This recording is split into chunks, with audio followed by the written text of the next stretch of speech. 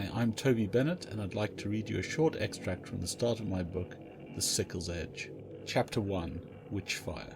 It was the third morning of a wretched week when Anton got up to do the milking. He rose at the usual time and went about the grim rituals of survival the way he always did. But from the first he saw something was off. Anton didn't scare easy. No one with a delicate nature could live this far south of the Nullhorns. Yet even his skin crawled as he registered the little abnormalities around him. The sun was sluggish in the sky, and there was enough distortion over the waste that, for an instant, it seemed there wasn't one but two suns rising, two blood-red eyes peeking at him from out of the grey haze of Dunland ashes. Anton drew in a breath. The air was cold, but there was no mistaking the taint that had blown in overnight. Rockfield was far enough from the waste proper that unless there had been a storm he didn't normally smell the ashes. There was no way he could have stepped through a shadow storm. Something out of the ordinary was happening.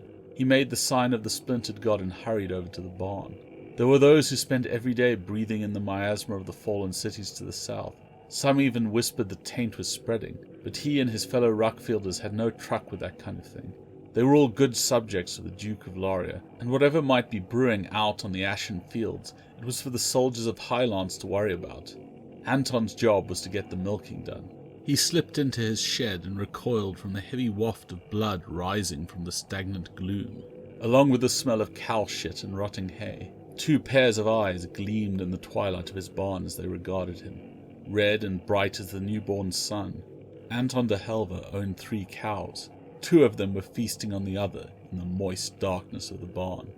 Closer to town, Lilith Freyvenner was preparing to teach the children their numbers. The first members of her class were already wandering in when she heard a shriek from outside.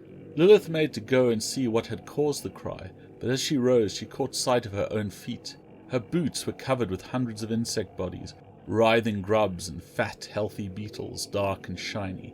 Everything that lared in or ate at the logs of the schoolhouse was streaming across the unvarnished boards and out of the door. Lilith managed not to scream, but the children displayed no such restraint.